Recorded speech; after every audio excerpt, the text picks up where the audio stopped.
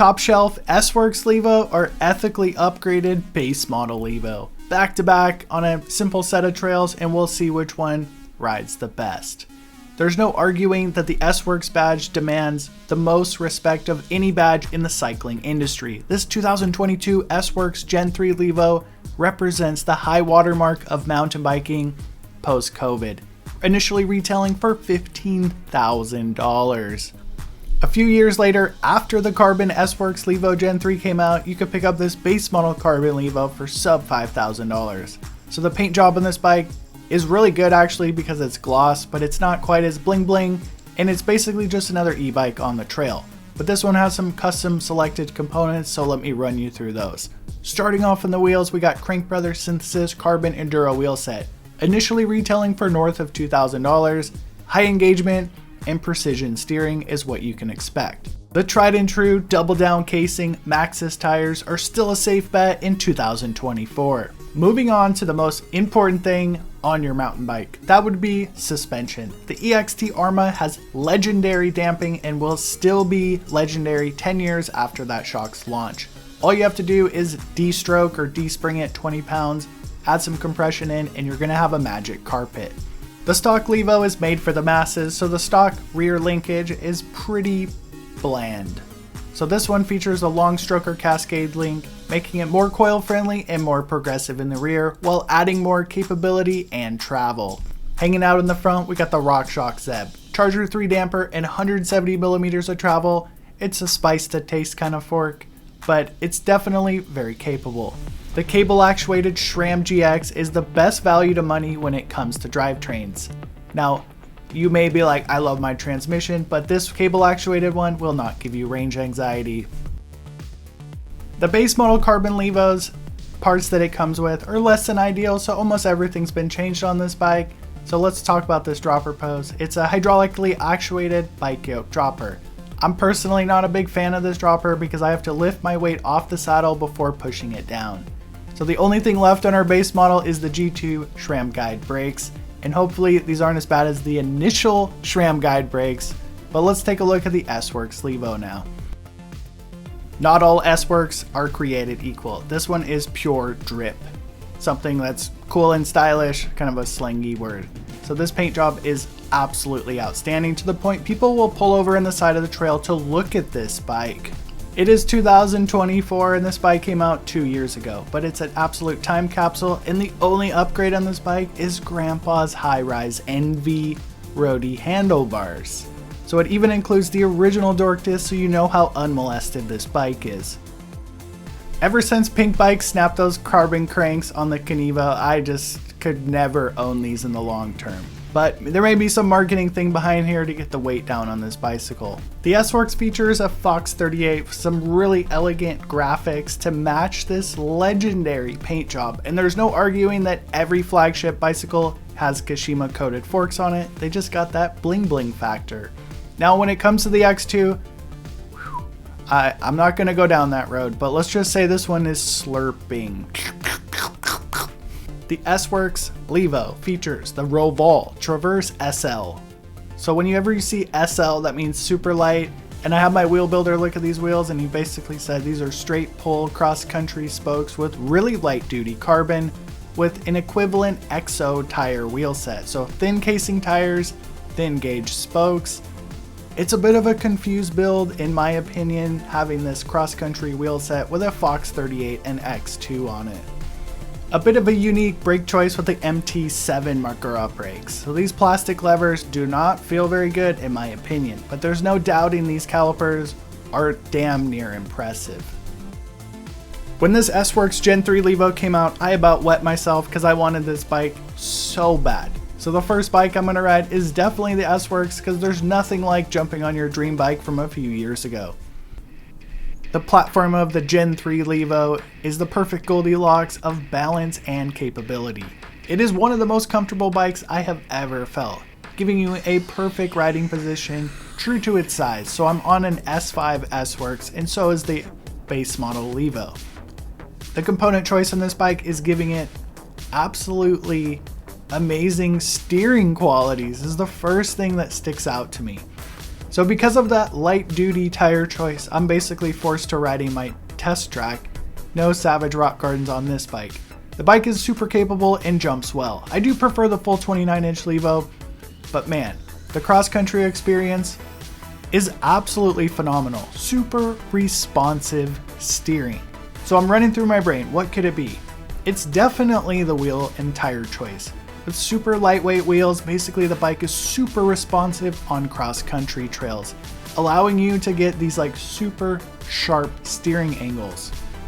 During the initial look over, I was definitely questioning the component choice on this bicycle. With a capable Fox 38 on the front and a cross-country wheel set, it is definitely an awesome weirdo.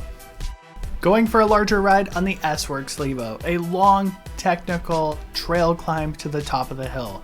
This was one of the best experiences I've ever had, basically boiling down to that wheel set. The bike is an absolute bruiser on the climb because you can see the steering wheel can just move super fast. I'm definitely going to be trying to drop some weight on my wheels after riding this bicycle. Like no cush car, maybe steer away from front downhill casing tires from now on. Because I can tell you when you take wheels out of your, or weight out of your wheels, the experience of your riding just basically goes up. The S-Works Levo actually has a lot of miles, but there were definitely very easy miles on a gravel road. So the older your Brosa, that's actually how you say it, Brosa motor is, Bros motor, the more noise it will make, and that has to do with the belt inside of it deteriorating. I'm working on a whole video on diagnosing belt systems on this Levo. But this one is definitely pretty noisy because it's nearing the 1,000 mile mark. Steering this bike down the easier path, because basically I don't want to destroy the carbon rims on this bike. Taking it through a mid-level jump line, it is definitely a fun platform to be popping and playing. Steering the S-Works into a chunkier set of trail. I found the rear linkage to be a little bit too linear. I didn't spend a bunch of time dialing in the Fox Float X2. Nowadays, like a 25% progression in the rear on the stock linkage. So it doesn't really like hold itself up in the perfect mid-stroke support zone. You know, Specialized could make a progressive bike, but they make bikes for the masses. A 100-pound green trail rider can jump on this bike and have an excellent time.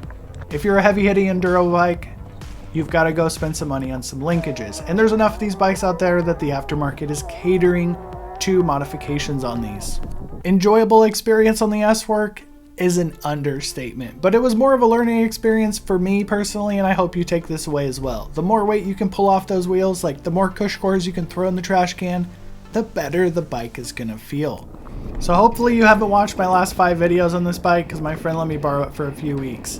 So this bike does have cush core in the wheels, and it is definitely a more sluggish experience even with that $2,000 set of carbon crank feather synthesis. So another interesting note, this bike jumps substantially better than the S-Works, and they're the same exact frame. And that boils down to basically the fork choice. The RockShox Zeb is a much better fork at jumping. It has a lot of support and pop, and you need to be careful watching bike review videos because you need to look at what suspension is on the bike they are reviewing, because you could have 2 wildly different experiences from a simple suspension choice.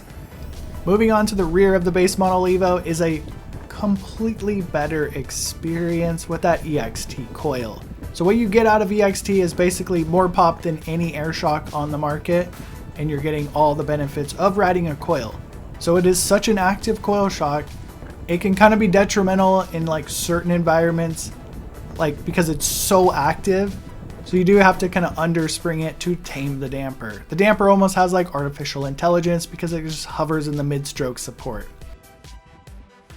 So one key note, if you get the EXT set up incorrectly, it can feel actually worse than the worst air shock on the market. You get it right, it's the best shock ever. Talking about that progressive linkage, no real benefit when you're riding cross-country trails.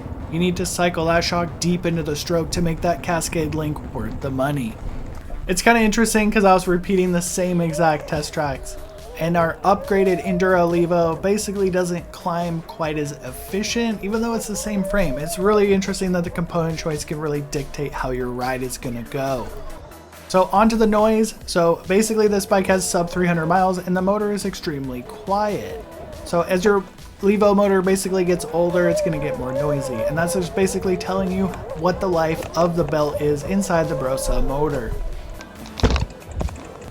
After a couple test runs, I was definitely going to take the more challenging route down the hill on the upgraded base model because of its all heavy duty enduro parts. So I can tell you on the big drops, that progressive linkage is absolutely the game changer, as long as you're getting into the bottom part of the stroke of your travel. When you get the EXT coil basically underspring and correctly set up, it's an absolute amazing experience in the chunkiest of terrain. So if you have too heavy of a spring, it can feel not so confident because the damper is so active. It took me like 6 or 7 months to figure that out, so I hope it helps you. Moving on to the blue flow trails, like I told you before, essentially the EXT coil has more pop than an air shock, making it jump excellent. With the RockShox Zeb on the front, my jumps were preloaded and timed perfect. When I was on the Fox 38, it's definitely more comfortable, but I'm not jumping as good. So earlier in the day, I was on the S-Works Levo with the X2, and it is definitely a heavy duty air shock, but going on to the EXT coil into the chunkiest section of this trail, just pure confidence because I have it set up correctly. After you ride an EXT coil, you're like, Fox is kids' toys, and this is literally like driving a Ferrari versus a Camry. Onto the progressive linkage, if you have any huck to flats in your riding, you're definitely going to benefit from riding that progressive linkage. The base model Levo with the upgraded EXT coil is a completely different experience than a dumbed down Fox Float X2 for the masses. Not to mention that Cascade link giving you more travel, but the most important thing is the Cascade long link gives you the 230x65 shock, which is basically an enduro shock. As capable as the base model upgraded was, I wanted to ride the S-Works all week with that weirdo combination of enduro suspension and cross-country wheels. What it does is it just basically makes green trails more exciting, something I've missed from mountain biking for a long time. There was one massive problem with the upgraded base model Levo, and I fixed it in the next video. Basically, click this video on your screen if you want to learn how to turn your Levo into the Levo Ultimate.